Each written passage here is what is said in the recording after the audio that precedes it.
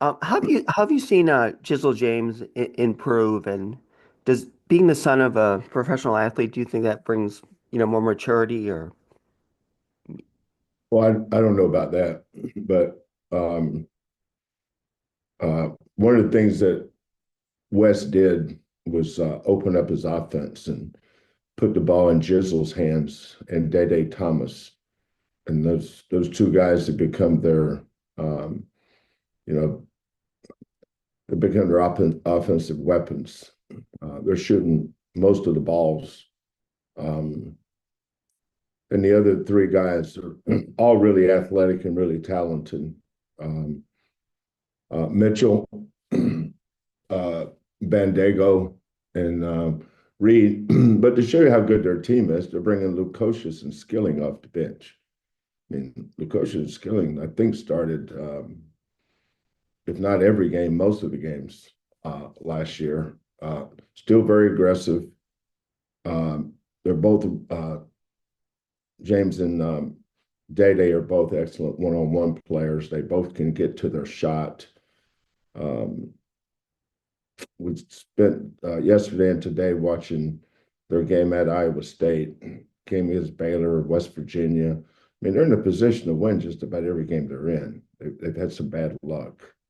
For us, Jizzle last year was their point guard. This year, he's more of a um, combo guard, two guard. That can really shoot. We didn't see this last year. A lot of things he's doing now, but kudos to him. But also kudos to Wes for recognizing we've got to change something. And great move going to Jizzle and Day and just spreading the floor and drive it. It's still the hardest thing to do in basketball is defending great offensive players, especially one-on-one players in space, because you've got to figure out where your help's coming and if they get cooking, how are you going to adjust? Thank you, Chris. We'll go to Chancellor Johnson, please. Chancellor, please go ahead. Oh, here we go. Good morning, Kelvin. After in the last game, it felt like after JoJo got in some foul trouble, excuse me, JVA came in and gave you guys some really nice minutes. How much of it is a luxury to have three bigs that you can rotate in and out and provide similar production and do things that you ask, specifically defensively? Um, well, JoJo only had one foul at halftime, um, which in JoJo's mind means that, oh, good, I still got my other four I can use for the second half. But I think back to the UCF game. JoJo got in early foul trouble in that game, and I thought our best player for the entire day was Javier. Um, he had 10 points, can't remember how many rebounds, but he kept us afloat while we were struggling. Um, so Javier, of course, it's a luxury. He started every game last year on a Big 12 championship team and a Sweet 16 team. And he was our big man. I think minute for minute, pound for pound, he's also the best rebounder on this team. Um, he may go in and have a quirky turnover or might make a mistake here and there, like every player in America does. Um, but he rebounds, and really proud of Javier. He's a when he missed the 19 days back in October and early November. It took him a while to get going because big guys come back differently from injuries than small guys do.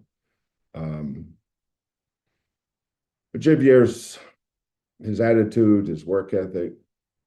It's not easy for a guy in his senior year to lose his starting spot and still be a team player and a great teammate. Um, and somebody that comes every day with the right attitude. So I have a ton of respect for Javier, and he's a lot of nights he is our best five. Thank you, Chancellor. We'll go back to Chris Baldwin, please. Chris, go ahead. Kelvin, does to see Kingston and the other guys from next year's class so into your games and taking pride in the program already, tweeting about them, things like that. Does that mean something to see them that invested already? Um, I'm not sure I know what you're talking about, but um, I think all our guys that we've signed over the years, um, once you sign with that school, that becomes your school until the day you die. I guess as long as you don't transfer. But yeah, I mean, Kingston and Bryce, I was able to, Kellen and I were able to get out to Bryce Jackson's senior night and watched him play his last home game here a couple weeks ago, maybe 10 days, something like that.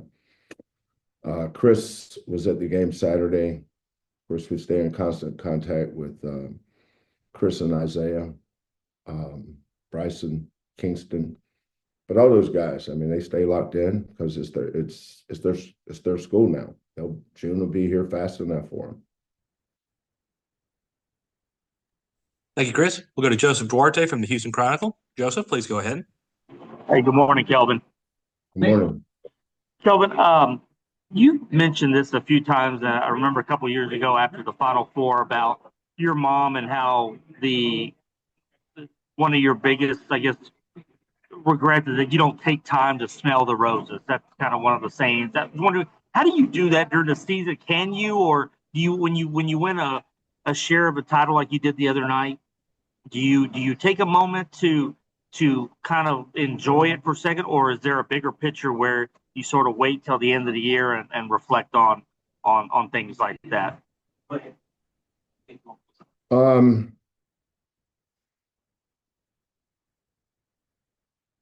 I don't. Yeah, I don't think I'm real good at that stuff.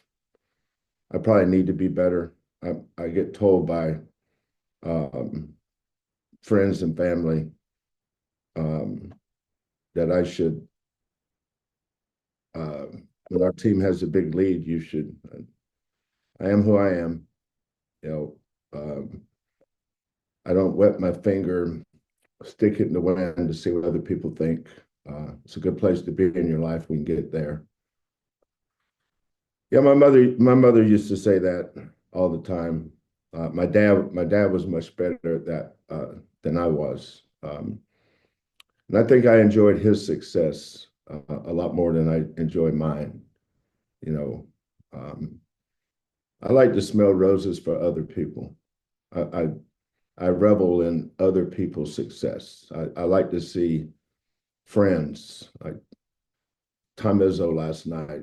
Tom Izzo and I used to share a bunk bed at basketball camp at Michigan State when we were just wet behind our ears and um, working camp for Judd Heathcote at Michigan State. So to see his team win like that last year, I was happy for him because I still have a little Spartan blood in me, mostly Cougar blood, but a little Spartan.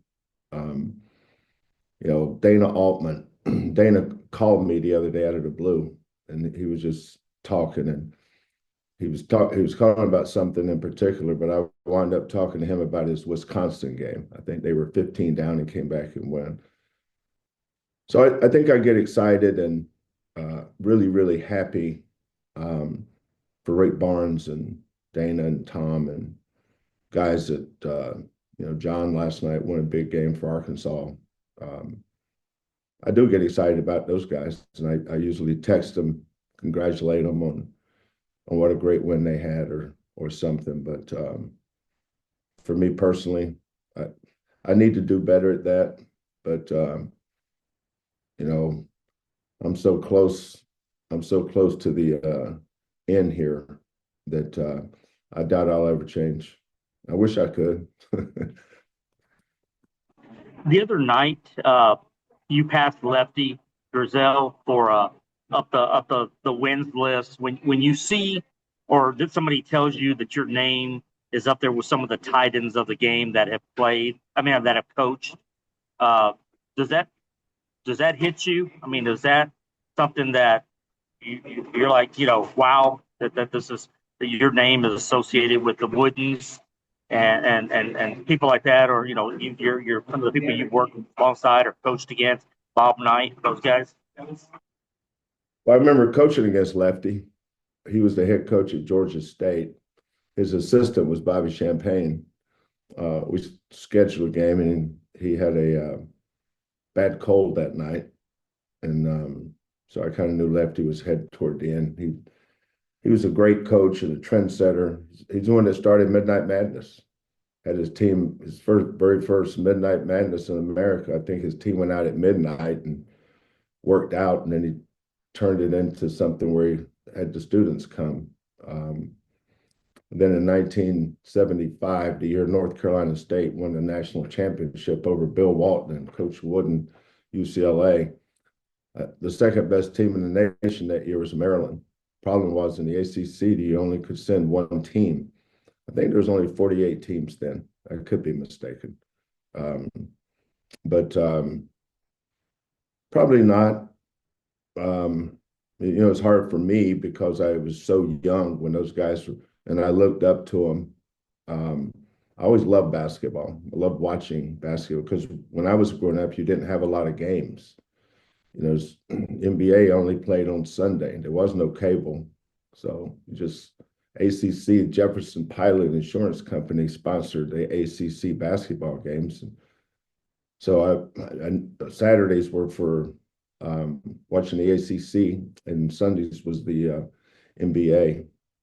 So watching all those ACC coaches, I kind of cut my teeth watching those guys. But no, I think I've always lost myself into the competition, the teaching, the mentoring, helping these kids chase their dreams and reach their goals. I'm proud to say I've never lost sight of why I got into coaching to begin with. I've never changed in that way, and I think that's a blessing. Thank you, Joseph. We'll go back to Chancellor Johnson, please. Chancellor, go ahead. Hey, Kelvin, we've talked a lot about the growth of Milos, and I apologize if you've been asked this question before. I might have just missed it. But what was the moment, either in practice or a game, where you felt like he was taking that leap? Was it a play or was it a practice? When did you see it yourself that he was turning the corner in whatever regard that looked like for you? I think one of the best things I did when we were recruiting Milos last April was I grabbed my phone and I called Porter Mosier. Porter's a really good friend of mine. We were just texting each other after the Mississippi State game the other day. And I asked him, and that's not an easy question to ask, but Porter and I have a good enough relationship where I felt like I could. So he gave me an extremely, extremely honest assessment of Milos and the things that I felt we could help him with. I kind of gathered the ideas I had from talking to Mosier. Porter really helped me with that. But as far as a moment, there's no moment. It's like asking, was the moment you felt like you were a good coach? I don't know. I just know that the 3 weeks he was out in October really slowed him down, just like the 19 days in October at JVR. All those early November games, those two guys had to catch up a lot, and they were so far behind. And we spent a lot of time with Malik and LJ at point guard and practice, trying to get them ready, because he didn't just break his nose; he had surgery. A lot of times they'll just move it over and slap a what's the main character in the Gladiator movie? Maximus. Aurelius.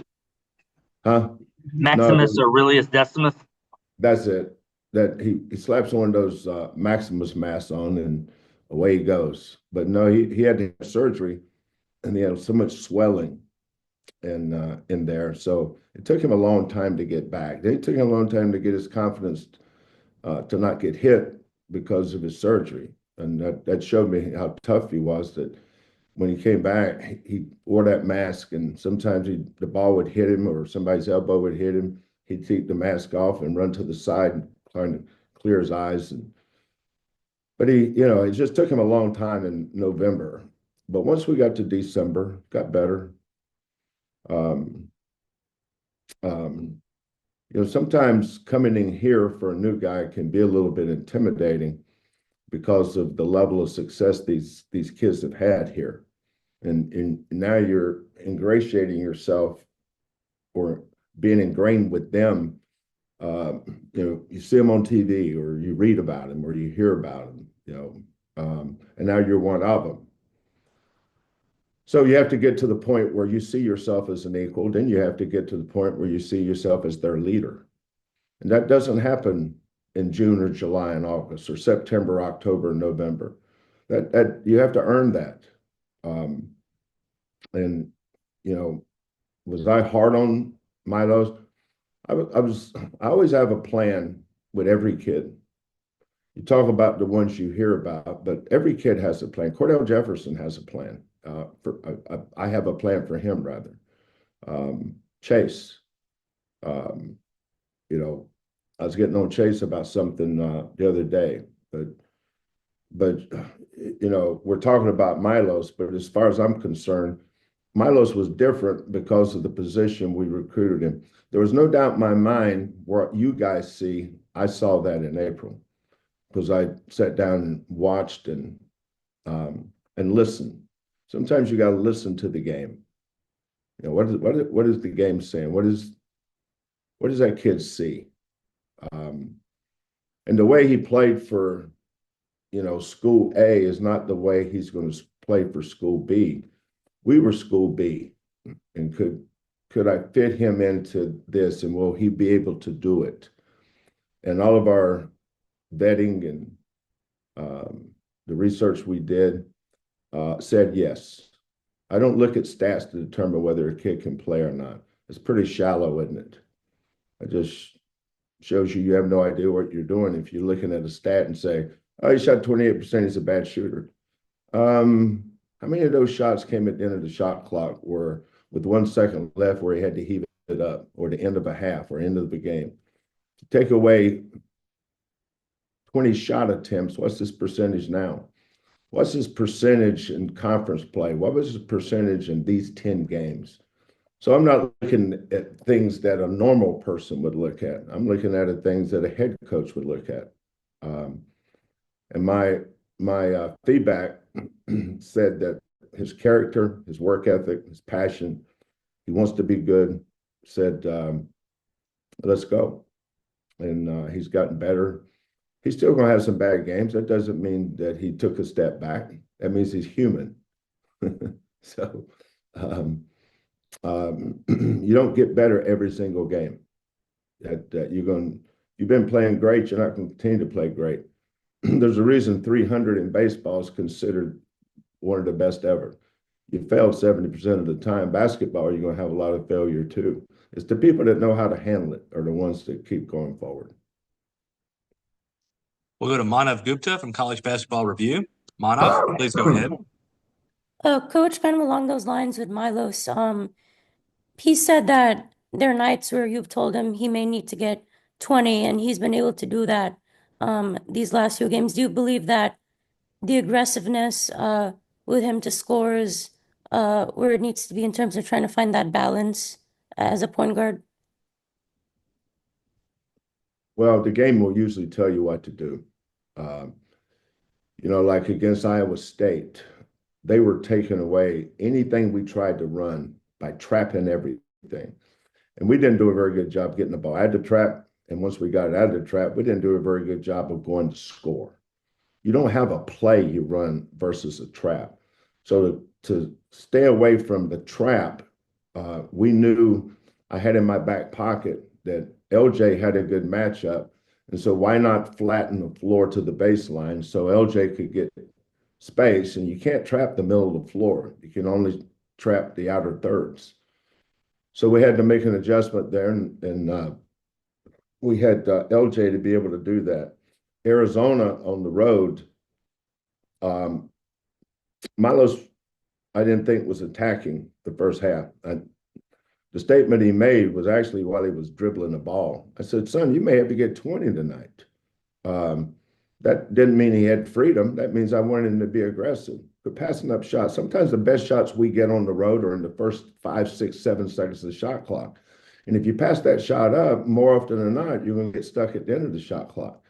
And our defense does that to a lot of teams. That's why we have a lot of shot clock violations. They had a shot, but they're looking for a better one. And teams will, if they're a good defensive team, will stay disciplined throughout the shot clock and don't give you a chance. But that's what Milo's had to do. Their big guys are in drop coverage. That means he's able to get downhill. And when he gets downhill, we want him to be aggressive. They're not helping off Emmanuel. They're not going to help off LJ. So they're out of the picture. You say, well, let's pin down for LJ. Well, they're switching it. You know, these teams are smart. They're really good defensively. What you think you can get a shot on, probably you can't. So you got to have something that you can do to score. And for us, it's offensive rebounding, loose balls. Second, and then in drop coverage, Milos has gotten so much more confident. And I give his teammates a lot of credit there. They keep encouraging him. So you got to shoot that ball, man. Quit looking to pass it to me. You shoot it. So as his confidence has grown, our team has grown with him. Thank you, Mana. We have time for a couple more questions. We'll go to Joseph Duarte for one of them. Go ahead, Joseph. Kelvin, were there conversations early or when you knew that Kelvin wanted to get into coaching? Was that planned, or I mean, was that sort of the once he got done at Oklahoma, he wanted to follow that path? Or can you kind of give a little insight into what went into that process and what involvement you maybe had in either encouraging or having him go his own way? No, Kellen told me at an early age that he wanted to coach. Now, Kellen was a really good high school point guard, good player. Remember, we were playing Texas A&M, and we took our charter back. And as soon as we got back, I went from the airport in Oklahoma City right to his high school playoff game. And that was one of the best games I saw him play. Probably had about 12 or 14 points, 6, 7 assists, didn't have a turnover. But when he got done playing high school, there was a bunch of the small colleges, and there's some excellent small Division II NAIA schools around Oklahoma. A lot of those schools were talking to him, and but I tried not to influence him. I think he talked to his mother before he talked to me, and he said, I'd still like to play, but I think I can learn more about being a coach if I come play for you. And because I think that's my path. So when he left when he was in high school, he knew he wanted to coach. And if you ask him, his grandfather was a coach, and Kellen and my father were extremely close, to the point where Kellen was first, second, third grade. The first thing he'd do when he'd get home was he knew my dad's phone number, so he'd call him. There was no cell phones. It was just, my dad had a phone beside his big chair he liked to sit in. But Kellen was always going to be a coach. He studied it. I encouraged him to go get experience. I remember when Danny Casper called me and talked to me about hiring Kellen. Jeff Capel called me. Jason, I don't think Jason did. I think Jeff told Jason to hire him at Appalachian State. But having all those experiences at other places allowed him to see how other people did it. what worked and what didn't work. Sometimes you learn more about what not to do than you do what to do if you open your eyes and listen.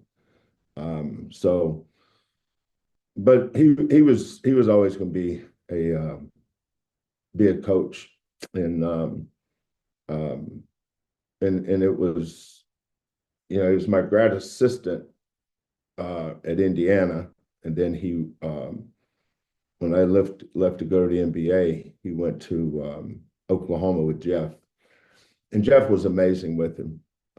Jeff's father and I were good friends. Jeff's father played at Pinecrest High School in Southern Pines, North Carolina, and that was the same high school with Pembroke Senior High School.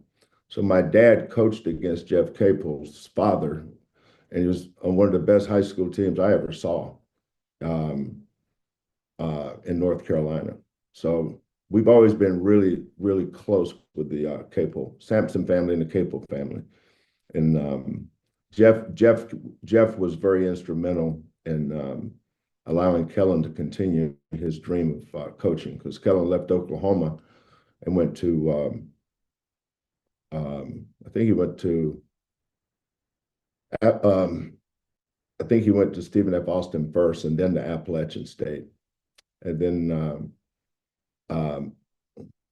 when I took this job, I was talking with him because one of the things I told Mac is this probably wasn't going to work out if I wasn't allowed to help hire Kellen. That's how much confidence and how strongly I felt about his abilities. I wanted to work with him because I knew that he would be a tremendous help for me because he's sharp, he's tough, hard worker. Most coaches today, a lot of coaches today don't understand the term eat it, breathe it, sleep it, and live it. Well, that boy got up in the morning, spent all his whole days working at something to be a good coach, and now he's close to getting his opportunity. From what I hear, Maisie's got that competitive edge. Is she the next in line? I'm not sure about that. She got a competitive edge. She got a competitive edge to her. The best thing I love about Maisie's development so far is her self-esteem. I love it when kids have high self-esteems, and Maisie's full of it in a good way.